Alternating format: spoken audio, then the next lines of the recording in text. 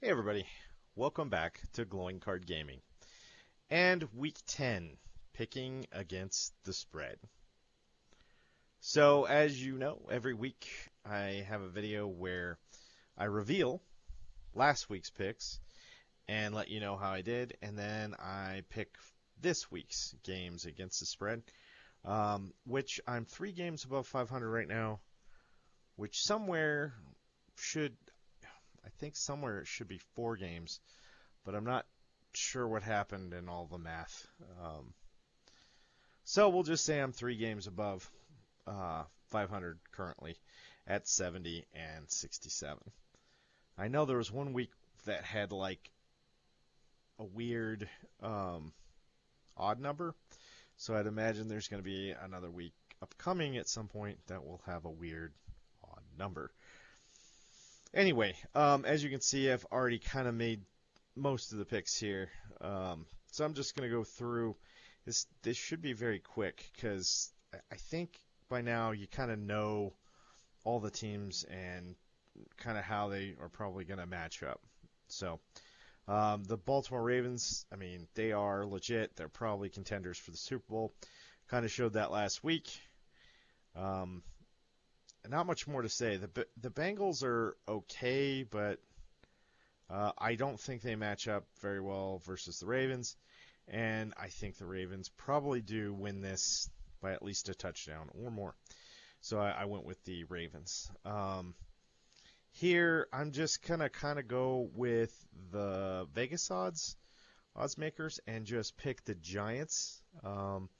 These are two of the worst teams. It's almost like a coin toss, but so far this year, when I think I have something pegged or nailed down or figured out, you know, against the odds makers, I don't. And generally, I've been picking wrong on these coin tosses. So this time, I'm just going to go with the odds makers and take New York for the win on this one. Yeah, I mean, really, that's just kind of the long and short of it.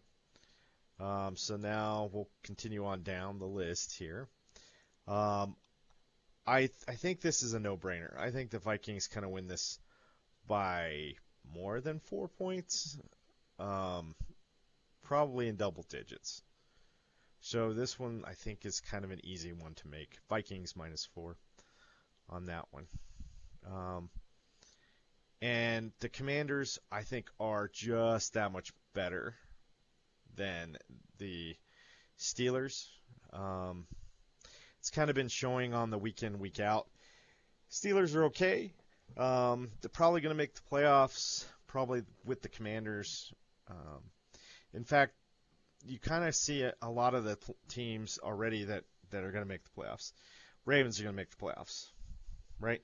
Vikings are going to make the playoffs. Steelers, Commanders, they're all going to make the playoffs. So, kind of an easier pick this week, I think, the Washington Commanders. Now, the Broncos play the Chiefs, and they kind of have the same type of spread that they had last week versus the Ravens. But I'm going to pick the Broncos, and I'm going to tell you why. And I actually think this is an easier pick than last week. Again, I don't think the Broncos probably win this, although I think they can. This is a very winnable game. The Chiefs somehow have gotten assistance or whatever you want to call it for those wins, but all those wins have been within a score.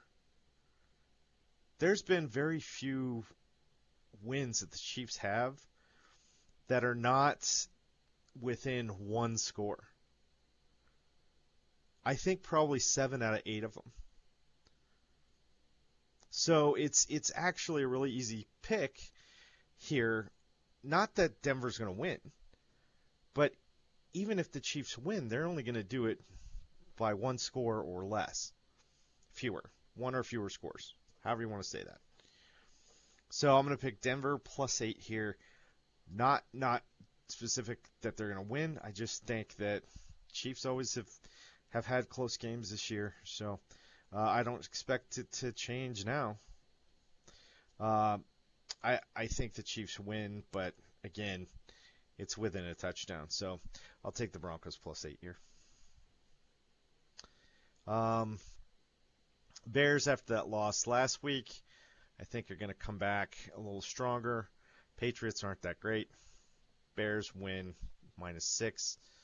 Um, yeah.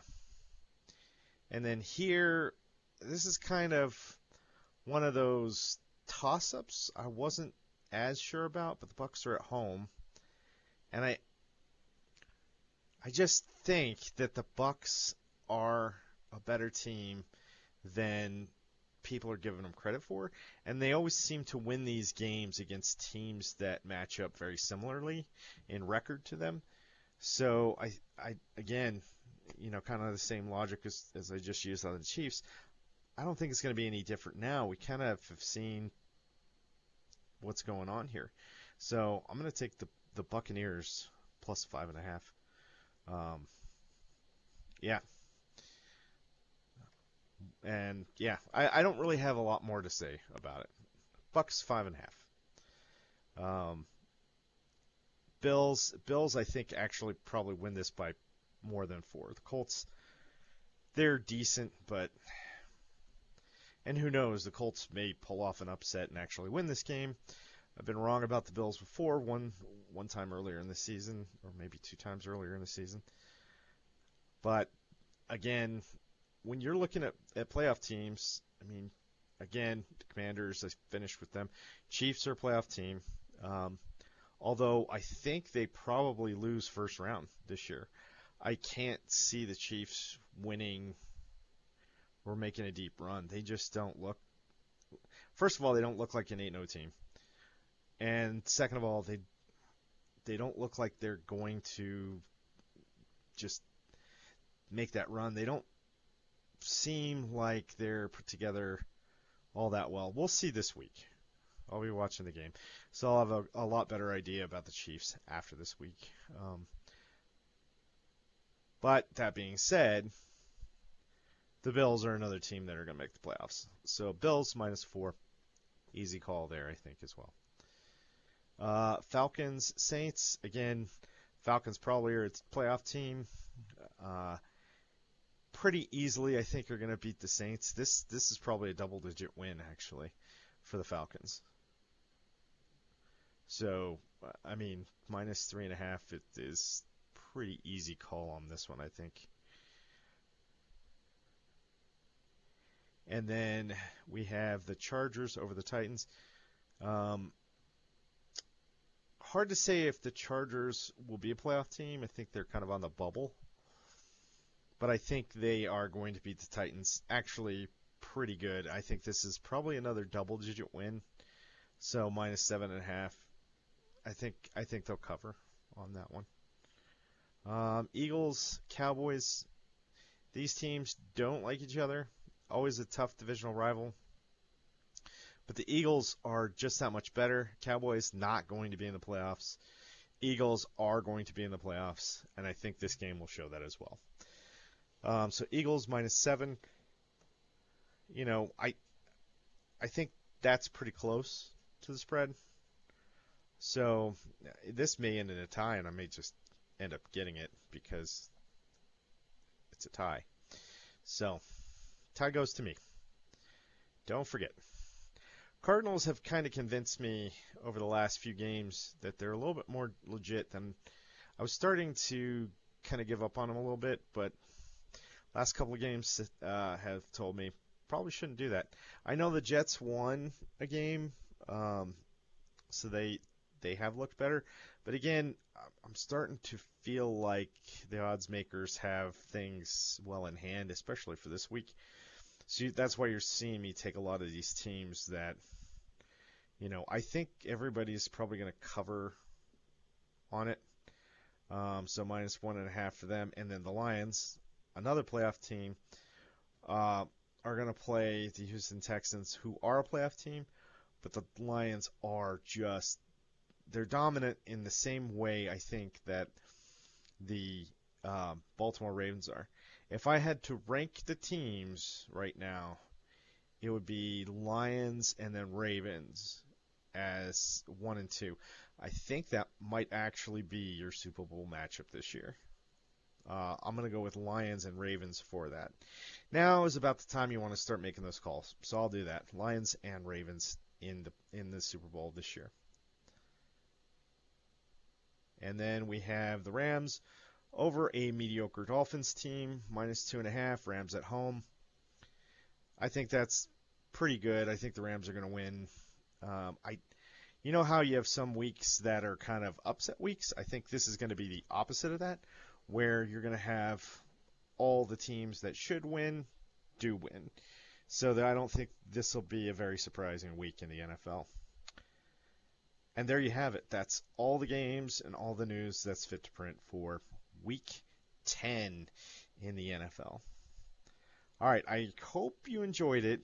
I know these have been quicker, but I just, I don't need to go so much in depth, I don't think. I mean, there's a lot of channels out there, a lot of opinions, a lot of people that have played in the game and know the game better. I've only watched football for 40-something years. So I've watched football and really kind of started to pay attention and understand it since I was around 7. I'm 48 now. So 41 years. Um, Legit. That's the way it is. So there you have it. All the news that's fit to print in a nutshell. Again, thank you for watching Glowing Card Gaming. Be sure to subscribe and share this video out there so we can get it out there.